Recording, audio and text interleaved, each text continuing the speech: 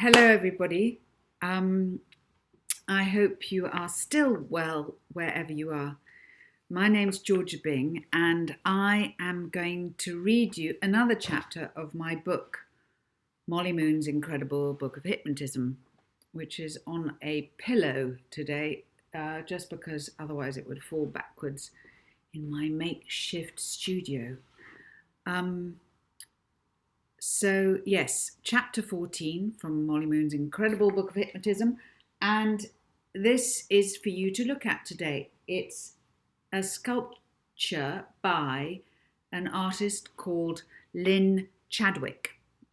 He's not alive anymore, but he's left loads and loads of sculptures all over the world for people to look at. And this is one for you today. I think because of the triangle head, which is a bit like a spear, and because Molly is on a mission now, this sculpture seems quite apt for today, because Molly's on her way to New York.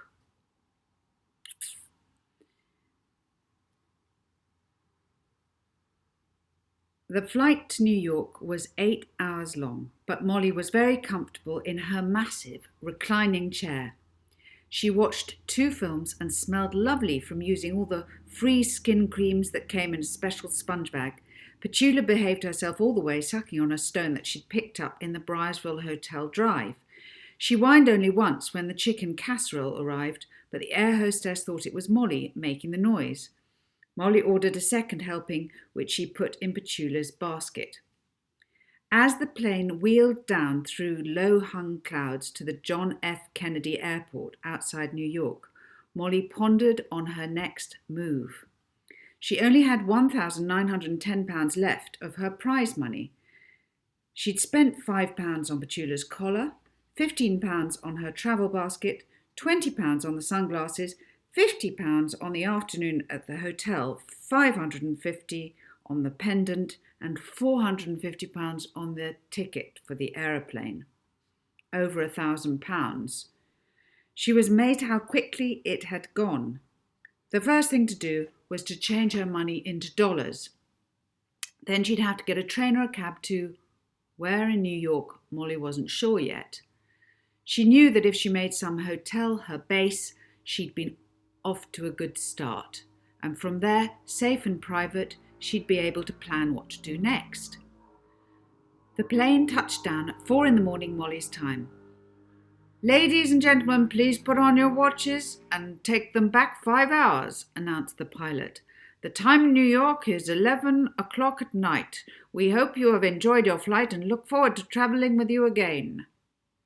Molly was so nervous and excited that she didn't feel at all tired. She put on her sunglasses, picked up her rucksack and Petula's basket, and 20 minutes later she was out by a taxi rank with dollars in her pocket. $2,998 to be precise. There, whilst Petula was having a pee in the gutter, a female cab rank attendant with a thick Brooklyn accent asked Molly, "Where to?" "New York?" "Yeah, little lady, but which part of New York?" "The centre," Molly said, as confidently as possible. "You'll be wanting the island of Manhattan, then."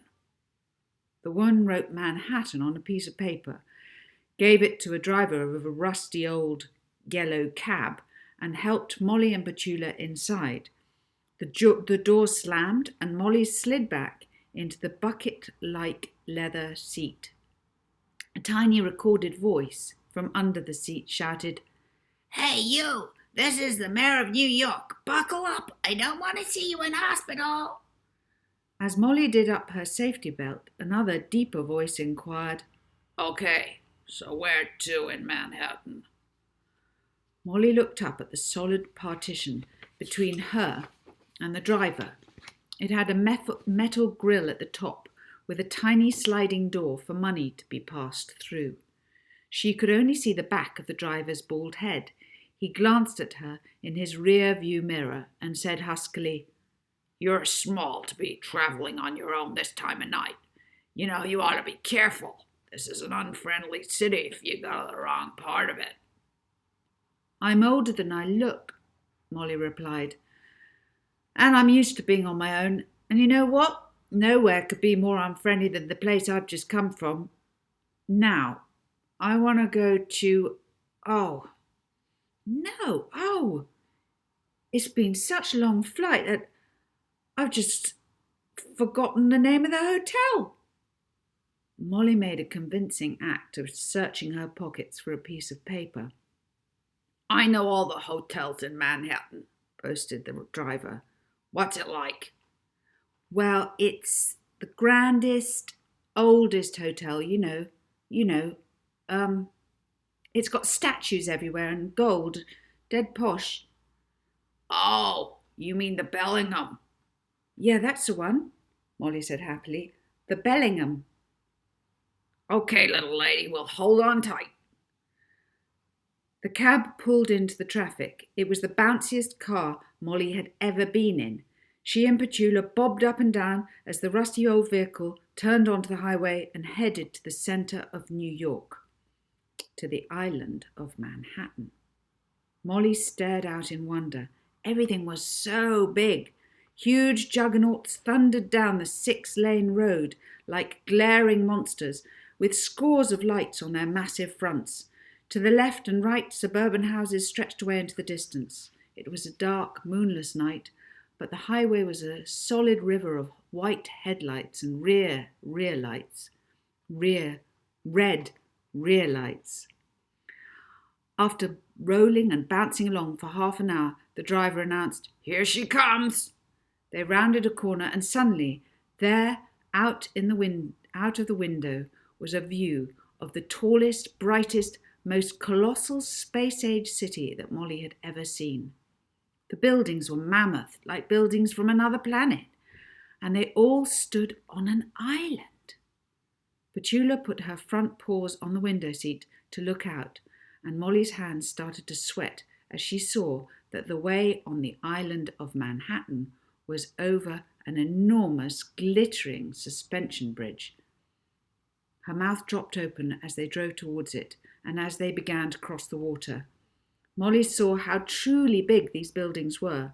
Some had hundreds of floors and thousands of windows with lights still on. So many people are still awake, Molly exclaimed. Yeah, didn't you know? Laughed the driver. Ha ha! This is the city that never sleeps.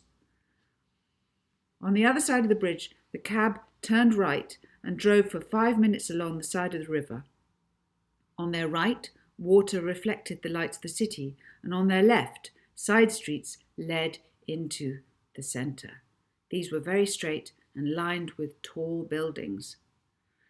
The streets in Manhattan are very simply laid out, the driver explained as he honked a truck. They were designed on a grid system, like your math book, so it's easy to navigate. They're given numbers. See, 70th Street, 71st Street, 72nd Street. Some streets are east of the park, some are west. The park's in the middle. We're heading up the east side of Manhattan. Round about here is what's called Uptown. Around the east 60s, 70s, and 80s. Uptown's the smart place where you get all the rich people. Mind you, these days, rich people live downtown too. Yeah, Manhattan's getting real expensive, but still the roads are full of holes. The driver swerved suddenly to avoid a big pothole. At East 75th Street, he took a left turn and finally pulled up in front of a grand old building. This is your stop, lady, and you owe me $35. A uniformed doorman wearing a green suit with gold braid on the shoulders and white gloves stepped up and opened Molly's door. Molly paid and thanked the cab driver, and the yellow car rattled away into the night. She and Petula walked uncertainly up a flight of marble steps, through a huge golden door, and into the hotel lobby, where they stood and stared. A heavy gold chandelier hung high above their heads under a glistening mosaic dome. Gold-coloured marble gleamed under their feet. Chinese black lacquer chairs and coffee tables were dotted about, and at the rear of the lobby a giant vase was filled with exotic flowers. Molly saw her reflection in a massive gilt-framed mirror and thought how very scruffy she looked in her old clothes. This was the most luxurious, perfumed place that she had ever been. The haughty receptionist coughed, looking down at Molly via two large nostrils. Can I be of assistance? Molly turned and stepped towards the small, smartly dressed man who was standing behind a black glass desk. Yes, please, I'd like a room. I'm afraid you're a little young. Molly was tired, so it took more effort to crank her eyes up to zapping mode. But after a moment, the receptionist was impressionable as a piece of squashy dough. He looked at his books. I'm afraid, madam, all our ordinary rooms are full. Full? Molly said incredulously. But you must have loads of rooms here. Yes, and all 124 of the ordinary ones are occupied. Well, what about the out of the ordinary rooms?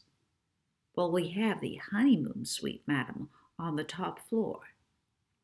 I'll take that. How much is it? It's $3,000 a night, madam. What? And do I pay before? No, madam, you pay your bill when you leave.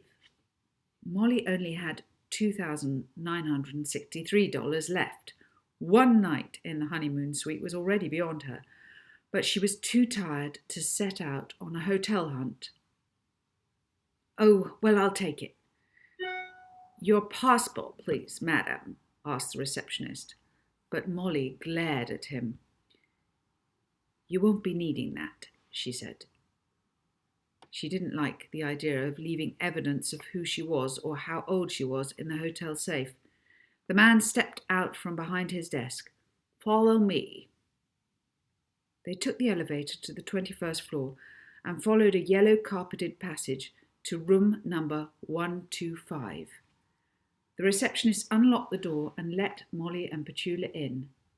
Molly felt as though she'd walked into a dream. The room was spectacular. In fact, because it was a suite, it had two huge rooms, one with cream-coloured silk curtains and a giant four-poster bed, the other with sofas and a low table in it. Both rooms and the bathroom have televisions and music systems, explained the receptionist, opening cupboards and revealing hidden TVs and hi-fi equipment. Here is the minibar, and also here is the list of services we provide, from limousine hire to dog walking to hairdressing. The jacuzzi is easy to operate, and there is a pool and a fitness center on the top floor. Room service will be available around the clock, and so if you need anything, please don't hesitate to call. Thank you, Ma'am. The receptionist bowed and went. Molly kicked her shoes off and jumped onto the bed. Yee-haw! She shouted, feeling suddenly very wide awake. Petula scrambled up too. Isn't this great, Petula? I mean, look at us. Can you believe it? Yesterday in grotty Hardwick House and today in the most luxurious hotel room in New York. Petula barked happily in reply, and Molly jumped off the bed and opened the minibar fridge.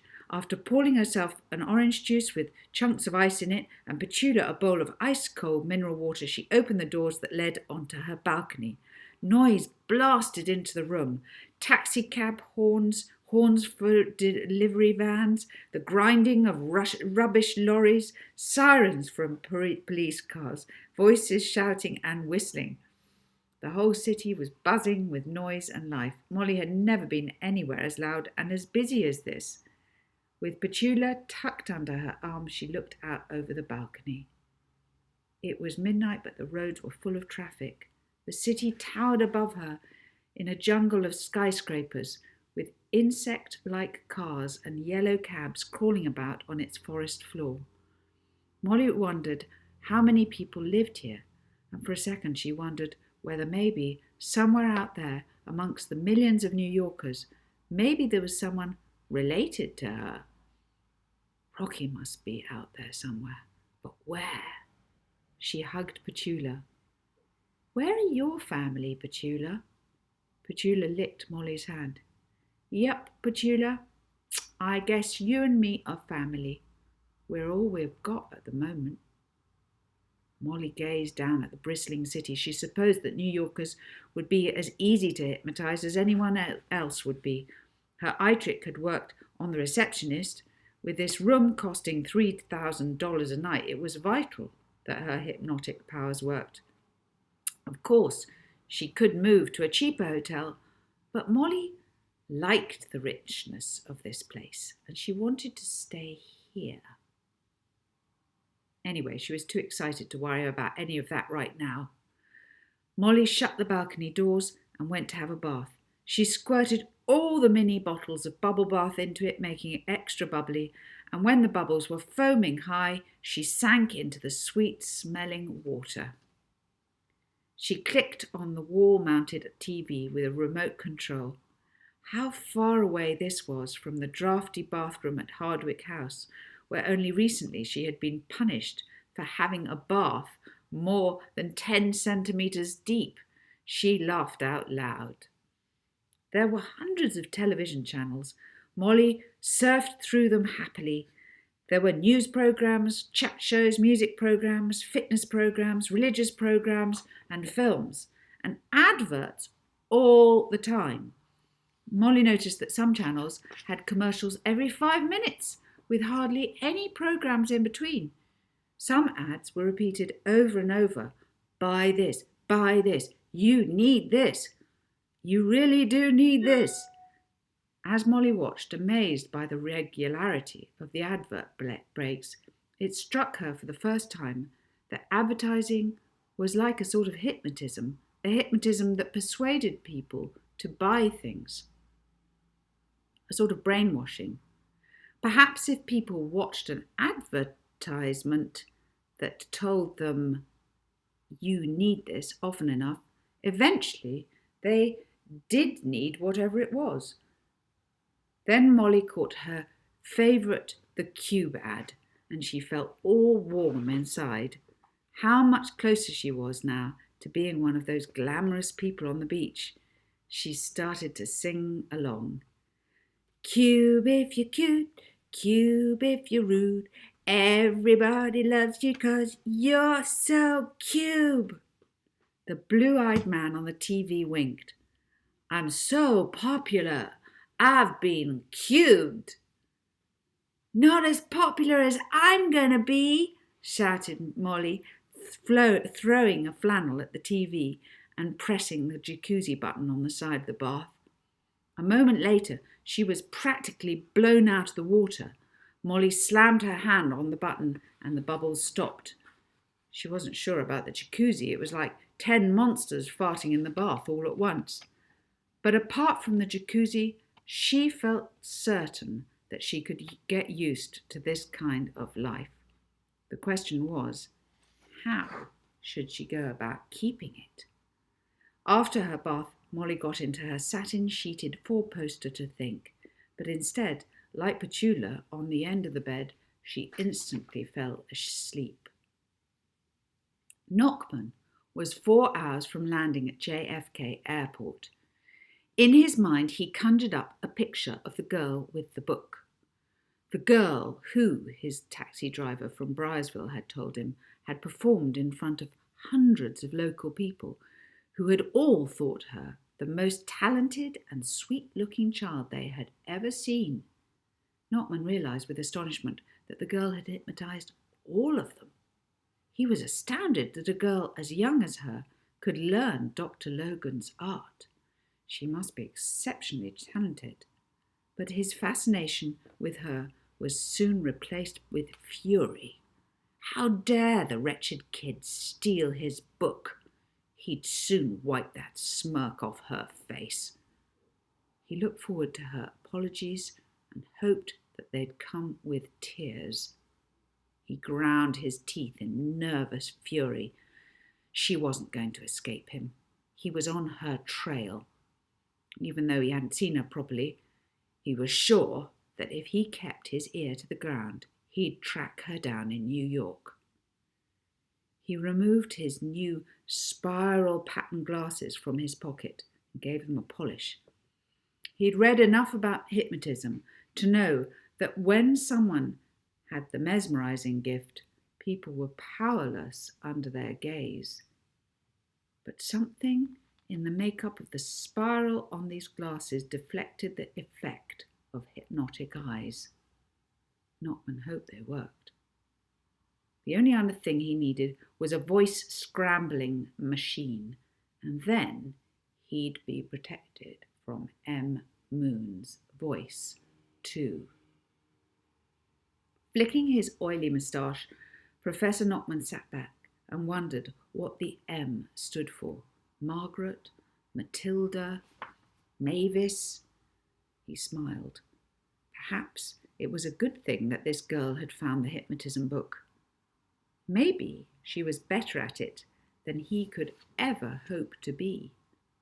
So when he found this M. Moon, all he need do was control her, which shouldn't be difficult.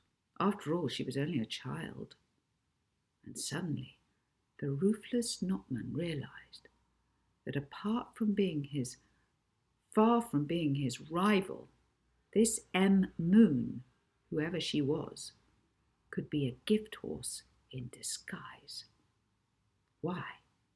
She was surely the perfect accomplice to help him achieve his ambitions. She could give him a ride to the top. And that is the end of chapter 12. I hope you like that. And until we next meet again, keep well and happy hypnotizing. Bye.